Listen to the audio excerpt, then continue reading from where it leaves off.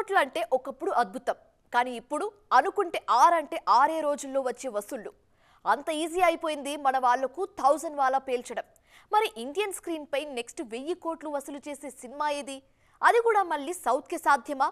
బాలీవుడ్ నుంచి మేమున్నామంటూ ఎవరైనా వస్తున్నారా? చూద్దాం ఎక్స్క్లూసివ్ గా.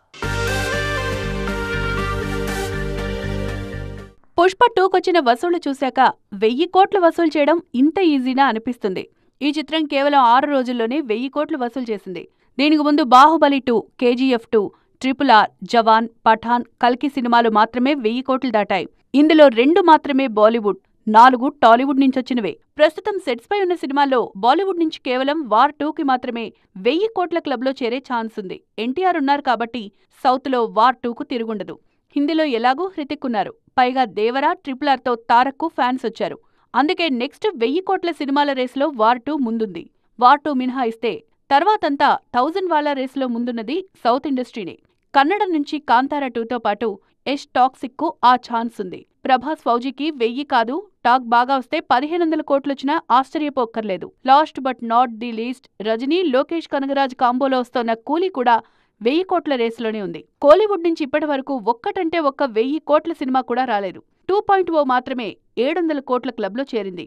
తెలుగు, హిందీలోనూ మ్యాజిక్ చేస్తేనే కూలీ అయినా 1000 కోట్లు వసూలు చేసేది. ఇక ప్రభాస్ రాజాసాబ్ను ఈ రేసులోంచి తీసేయలేం. బొమ్మ బ్లాక్ బస్టర్ అయితే ప్రభాస్ మరో 1000 వాలా పేల్చినా పేలుస్తారు. చూడాలిక ఏం జరగబోతోందో. పుష్ప 3 ఎప్పుడు ఉండబోతుంది? ఎలా ఉండబోతుంది? పార్ట్ 3 కోసమే ఎన్నో సమాధానం లేని ప్రశ్నలు సెకండ్ పార్ట్ లో ఆడియన్స్ కు సుకుమార్ వదిలేశారా? పార్ట్ 3 కోసం ఏం దాచేశారు? రైజ్ రూల్ తర్వాత ర్యాంపేజ్ ఎలా ఉండబోతుంది? అవన్నీ కాదండి, అసలు పార్ట్ 3 ఉంటుందా లేదా?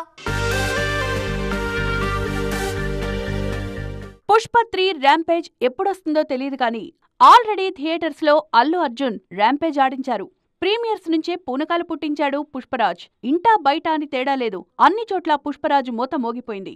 మరీ ముఖ్యంగా నార్త్ లో తన నట విశ్వరూపంతో రికార్డుల జాతర చూపించారు బన్నీ. పుష్ప 2 విషయంలో ఫ్యాన్స్ ఫుల్ హ్యాపీస్. వాళ్లైతే కాలరెగరేస్తున్నారు.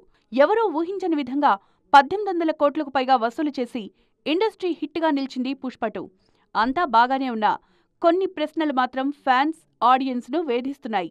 పార్ట్ 3 కోసం వాటిని అలాగే దాచేశారు సుకుమార్. 2 ఏళ్ల కింద రిలీజ్ చేసిన వేరీస్ పుష్ప టీజర్లోని ఒక షాట్ కూడా పుష్ప 2 రూల్లో లేదు. ఇవి మాత్రమే కాదు, ఇంకా చాలా ప్రశ్నలు అలాగే వదిలేశారు సుక్కు. వీటన్నింటికీ పార్ట్ 3లో ఆన్సర్ ఇస్తానంటున్నారు. కాకపోతే పుష్ప 3 ఎప్పుడుంటుంది, అసలుంటుందా లేదా అనేది క్లారిటీ లేదు. Next Ram Charan cinema commit అయ్యారు సుకుమార్. తాజాగా పుష్ప 2 సక్సెస్ మీట్లో బన్నీ మాటలు వింటే పార్ట్ 3 ఇప్పట్లో లేనట్లే అనిపిస్తుంది.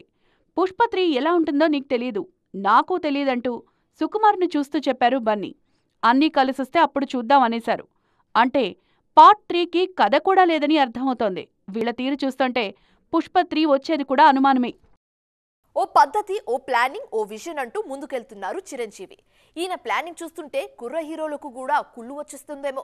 కాస్త గ్యాప్ తీసుకున్నట్లు కనిపిస్తున్నారు కానీ ఆ తర్వాత గ్యాప్ లేకుండా కుమ్మేయాలని మాస్టర్ ప్లాన్ వేస్తున్నారు మెగాస్టార్ చిరంజీవి. ఏడాదిన్నరలో 3 సినిమాలతో రాబోతున్నారు ఈయన. ఇంతకీ చిరు ఏం చేయబోతున్నారు? విశ్వంభర షూటింగ్ చివరి దశకొచ్చేసింది. పోస్ట్ ప్రొడక్షన్ పనుల్లో బిజీగా ఉన్నారు దర్శకుడు వశిష్ఠ. మరోవైపు విశ్వంభర పూర్తి కాగానే 2 సినిమాలు లైన్లో పెట్టారు చిరంజీవి. అనిల్ రావిపూడి రేసులో ముందున్నారు. మే నుంచే ఈ కాంబినేషన్ సెట్స్ పైకి రానుందని నిర్మాత సాహు గరపాటి క్లారిటీ ఇచ్చారు. సంక్రాంతికి సినిమా రిలీజ్ అంటూ కన్ఫర్మ్ చేశారు. చిరంజీవితో పాటు ఎప్పట్నుంచో సినిమా కోసం ప్లాన్ చేస్తున్నారు అనిల్. నిజానికి సంక్రాంతికొస్తున్నాం కథ ముందుగా చిరుకే చెప్పారు అనిల్. అయితే అది మెటీరియలైజ్ కాలేదు. ఇప్పుడన్నీ కుదిరాయి. బాస్తో పక్కా మాస్ సినిమా చేయబోతున్నారు అనిల్ రావిపూడి. విశ్వంభర విడుదలైన 6 నెలలలోపే అనిల్ చిరు సినిమా కూడా రానుంది. అంటే ఫ్యాన్స్ కు డబుల్ బొనాన్జా అన్నమాట. 2025 సెకండ్ హాఫ్లో విశ్వంభర, 2026 సంక్రాంతికి అనిల్ సినిమాలతో రానున్నారు చిరంజీవి. ఇక శ్రీకాంత్ ఓదెల సినిమా సైతం వచ్చే ఏడాదే రానుంది. నానితో పారడైజ్ సినిమా చేస్తోన్న ఓదెల దీని తర్వాత మెగా ప్రాజెక్ట్ను పట్టాలెక్కించబోతున్నారు. అంటే ఏడాదిన్నర గ్యాప్లోనే 3 సినిమాలతో రాబోతున్నారు మెగాస్టార్. పైగా 3 కుర్ర దర్శకులతోనే. మహేష్ బాబు రాజమౌళి సినిమా మొదలయ్యే వరకు ఒక టెన్షన్, మొదలైన తర్వాత మరో టెన్షన్. ఏదైనా టెన్షన్ మాత్రం కామన్. తాజాగా టైటిల్ విషయంలో ఫ్యాన్స్ ను కంగారు పెడుతున్నారు మేకర్స్. ఇంతకీ SSMB29కి ఏ టైటిల్ పెట్టబోతున్నారు? ముందు నుంచి వినిపిస్తున్న టైటిల్స్కే ఓటేస్తారా లేదంటే కొత్తదేమైనా ప్లాన్ చేస్తున్నారా? ఈ మధ్యే రాజమౌళి ప్రపంచంలోకి ఎంట్రీ ఇచ్చారు మహేష్ బాబు. వచ్చినప్పటి నుంచి బ్రేక్ లేకుండా షూటింగ్ చేస్తున్నారు జక్కన్న. పూర్తిగా హాలిడే స్టైల్ మేకింగ్ లో రఫ్ఫాడిస్తున్నారు రాజమౌళి. టాకీ పార్ట్ ను ఏడాదిలోపే పూర్తి చేయాలని చూస్తున్నారు దర్శక ధీరుడు. కెన్యా, ఆఫ్రికన్ కంట్రీస్ సహా 10 దేశాల్లో ఈ చిత్ర షూటింగ్ జరగనుంది. షూటింగ్ సంగతి ఎలా ఉంచితే ఈ సినిమా టైటిల్ గురించి మొదట్నుంచి ఆసక్తికరమైన చర్చలు జరుగుతున్నాయి. ఇదివరకు అంటే తెలుగులో కాబట్టి ఏ టైటిల్ పెట్టినా ఓకే. కానీ బాహుబలి తర్వాత సీన్ అంతా మారింది. RRR తర్వాత రాజమౌళి సినిమా అంటే పాన్ వరల్డ్ అయిపోయింది. అందుకే అందరికీ రీచ్ అయ్యేలా టైటిల్ కోసం వేట సాగుతోందిప్పుడు. SSMB29కి ముందు గరుడ అన్నారు, ఆ తర్వాత మహారాజ్ అన్నారు. మహేష్ లోని MAH, రాజమౌళిలోని రాజ్ కలిపి మహారాజ్ టైటిల్ ప్రచారంలోకి వచ్చింది. అయితే తాజాగా జనరేషన్ అనే మరో టైటిల్ కూడా తెరపైకొచ్చింది. పాన్ వరల్డ్ కాబట్టి ఇలాంటి టైటిల్ అయితేనే బాగుంటుందని టీం ఆలోచిస్తున్నారు. మరి చూడాలిక చివరికి దేనికి ఓటేస్తారో. వెంకటేష్ తర్వాత సినిమా ఏంటి? మామూలుగా అయితే వెంకీ మామ నెక్స్ట్ సినిమా గురించి అంత ఆసక్తి ఉండేది కాదేమో. కానీ సంక్రాంతికి వస్తున్నాం లాంటి ఇండస్ట్రీ హిట్ తర్వాత ఈయన ఏం చేయబోతున్నారనేది ఆసక్తికరంగా మారింది ఇప్పుడు. మరి వెంకీ నెక్స్ట్ సినిమా ఎలా ఉండబోతుంది? మరోసారి ఫ్యామిలీ కథతోనే రాబోతున్నారా? సంక్రాంతికి సైలెంట్ గా వచ్చి వైలెంట్ గా ఇండస్ట్రీ హిట్ కొట్టారు వెంకటేష్. అసలెవరూ ఊహించని స్థాయిలో 300 కోట్లు వసూలు చేసి పండక్కి సెన్సేషన్ క్రియేట్ చేశారు. దాంతో వెంకీ నెక్స్ట్ సినిమా ఏమై ఉంటుందా అనే ఆసక్తి మొదలైందిప్పుడు. ఈయన కోసం 4 ప్రొడక్షన్ హౌజులైతే వేచి చూస్తున్నారు. కానీ ఏదీ కన్ఫర్మ్ చేయలేదు. గతేడాది వెంకీ ఫోకస్ అంతా సంక్రాంతికి వస్తున్నాంపైనే పెట్టారు. ఇది పూర్తయ్యాకే నెక్స్ట్ సినిమాపై దృష్టి పెట్టాలని ఫిక్స్ అయ్యారు వెంకటేష్. ఆ మధ్య నెక్స్ట్ ఏంటి అని అడిగితే చూద్దాం మెల్లగా, కంగారేం లేదుగా అన్నారు ఈ సీనియర్ హీరో. కాకపోతే మైత్రి మూవీ మేకర్స్, సితారా ఎంటర్టైన్మెంట్స్, స్వప్న సినిమాతో పాటు సురేష్ ప్రొడక్షన్స్ లో వెంకీ నెక్స్ట్ కమిట్మెంట్స్ ఉన్నాయి. తరుణ్ భాస్కర్ తో పాటు డీజే టిల్లు ఫేమ్ విమల్ కృష్ణ కూడా వెంకటేష్ కు కథలు చెప్పారని చాలా రోజులుగా ప్రచారం జరుగుతోంది. అలాగే అనుదీప్ కేవి పేరు వినిపించిన విశ్వక్సేన్ సినిమాతో బిజీ అయ్యారీయన. దాంతో వెంకీ నెక్స్ట్ సినిమాపై ఈ సస్పెన్స్ ఇంకొన్నాళ్లు తప్పకపోవచ్చు. తర్వాతి ప్రాజెక్ట్ ఎప్పుడున్నా మరోసారి ఫ్యామిలీ కథతోనే రావాలని చూస్తున్నారు వెంకీ. అన్ని నిజాలే చెప్పి మడతబెట్టి కొట్టారు కదరా అంటూ ఛత్రపతి సినిమాలో వేణుమాధవ్ ఓ డైలాగ్ చెప్తాడు, గుర్తుందా? ఎగ్జాక్ట్లీ ఇప్పుడు కాజల్ కెరియర్ ను చూస్తుంటే ఇదే గుర్తుకొస్తుంది.